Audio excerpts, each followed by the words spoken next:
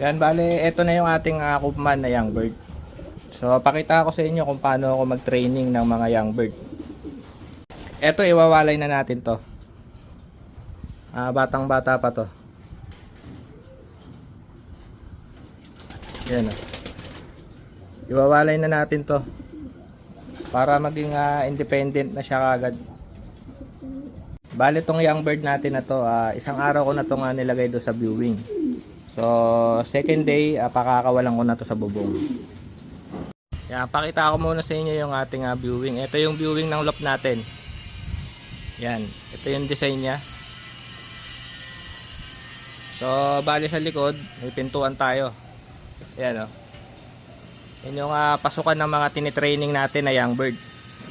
Iba pa yung pasukan ng trap natin sa mga panlaban. Ito. Kung mapapansin nyo, meron na tayo rito isang pinakawalan na young bird. Nestmate niya yan. I-demo ko lang sa inyo kung paano ko papakawalan to sa bubong. Itong nestmate niya sa nating young bird. Yan. Batang bata pa yan. Maagang tong age kasi hindi pa to pipitik. Lalakad-lakad lang to sa bubong.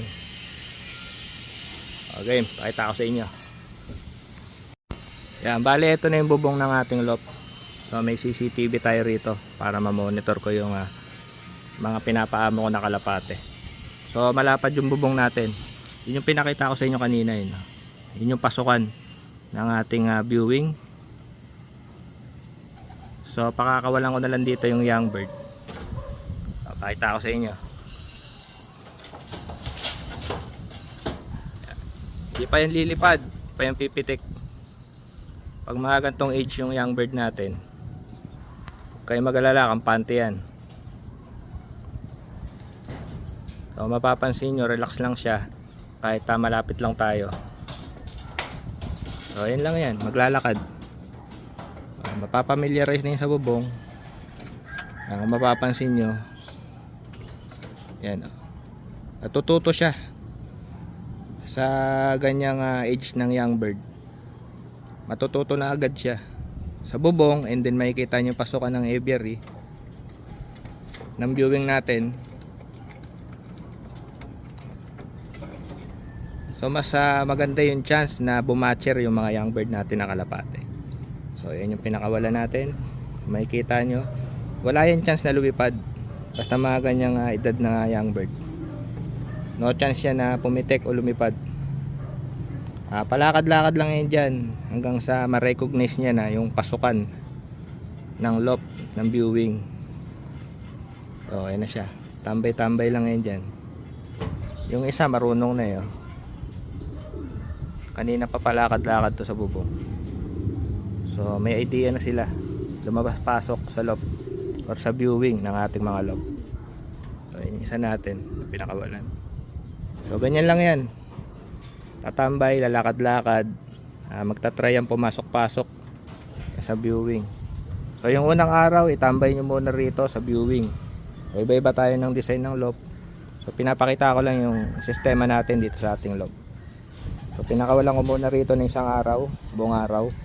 Nung kinabukasan, pinapakawalan ko na yun dito sa bubong.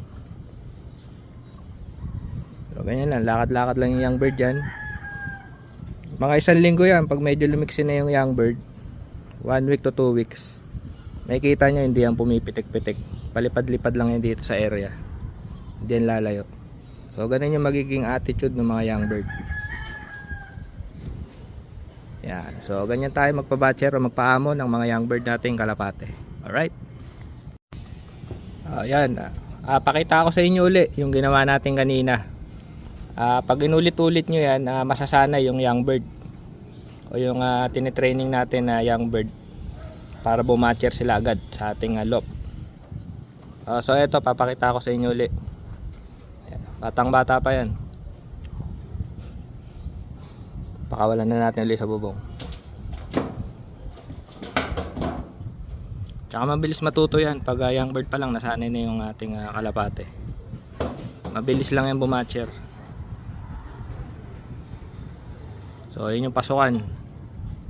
So dito natin binibitawan yan para matraining siya. Ayan, batang bata yan.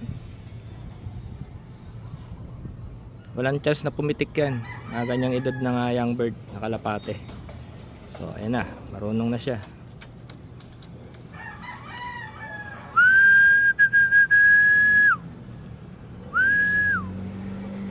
Medyo kampante na siya sa ating loft, sa bubong. So kampante na ako na babatcher na tong ating young bird na to. So kung mapapansin nyo, ayan, marunong na siyang pumasok. Nakakatalon-talon na rin siya. So ayan na, kampante na ako dyan, tuloy-tuloy na yan. Hindi na to mawawala tong kalapate natin na to. No chance na yan pag nasanay na yan dito sa bubong, sa area ng loft nyo. 100% na yan, di na yun mawawala. So ganyan tayo mag-training ng ating mga young bird. Alright.